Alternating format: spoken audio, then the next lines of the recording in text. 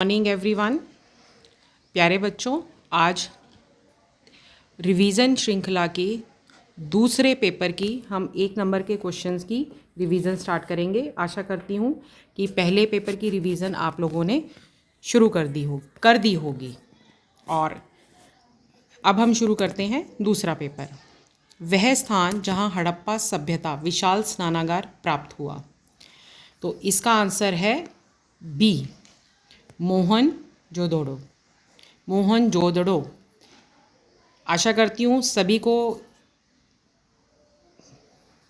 इस आंसर का पता होगा। अगला प्रश्न है, महाभारत की रचना किसने की थी? वेदव्यास, महर्षि वाल्मीकि, मनु या याज्ञवल्क्य? हाँ जी, तो महाभारत की रचना वेदव्यास जी ने की थी। अगला प्रश्न है हमारा, इब्न बतूता कहाँ का निवासी था? इब्न बतूता मोरक्को का निवासी था। अबुल फजल द्वारा रचित पुस्तक का नाम क्या है? अबुल फजल ने आईने अकबरी की रचना की थी।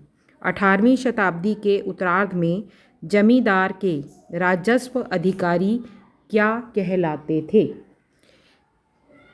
अमला। उनको अमला का नाम दिया गया था। अगला प्रश्न है क्वेश्चन नंबर 6, भारतीय संविधान किस वर्ष अस्तित्व में आया?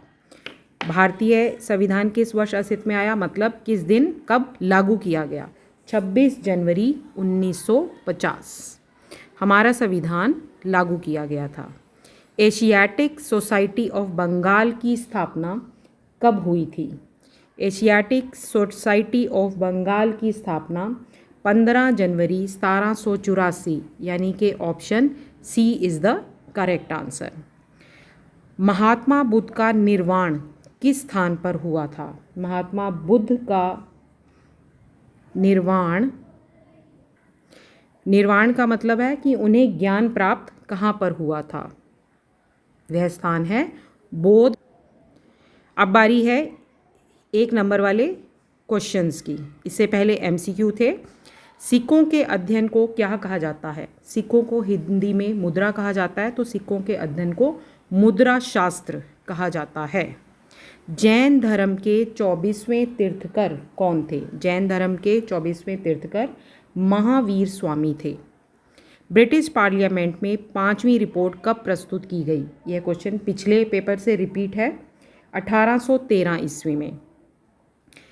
झांसी में 1857 की क्रांति का नेतृत्व किसने किया? सभी को पता है, झांसी में क्रांति का नेतृत्व रानी लक्ष्मीबाई ने किया।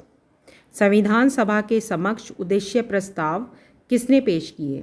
संविधान सभा के समक्ष उद्देश्य प्रस्ताव पंडित जवाहरलाल नेहरू ने किए थे। हाजा पक्षी डैश कहा जाता था? मोर। हाजा पक्षी मोर कहा जाता था। लिंगायत संप्रदाय का जन्म डैश में हुआ? जगह का नाम बताना है आपको, कर्नाटक। लिंगायत संप्रदाय का जन्म कर्नाटक में हुआ। महात्मा बुद्ध की शिक्षाएं डैश में दी गई हैं? त्रिपिटक। महात्मा बुद्ध की शिक्षाएं त्रिपिटक में दी गई हैं। किताबुल हिंद डैश भाषा में लिखी गई? किताबुल हिंद अरबी भाषा में लिखी गई थी। महात्मा गांधी दक्षिण अफ्रीका से कौन से सन में वापस आए थे? महात्मा गांधी दक्षिण अफ्रीका से सन 1915 में वापस आए थे। 9 जनवरी 1915 को वापस आए थे। इसके बाद असर्शन और रीजनिंग के क्वेश्चन हैं। पहला इसका प्रश्न है, अभिकथन है महाभारत का युद्ध कौरवों और पांडवों के बीच में लड़ा गया था। सभी जानते हैं, इसका मतलब यह अभिकथन सत्य है। यह युद्ध सत्ता संसाधन प्राप्त करने के लिए लड़ा गया। बिल्कुल सही। तो इसका आंसर होगा ए, अभिकथन और कारण दोनों सही हैं और आर ए की सही व्याख्या है।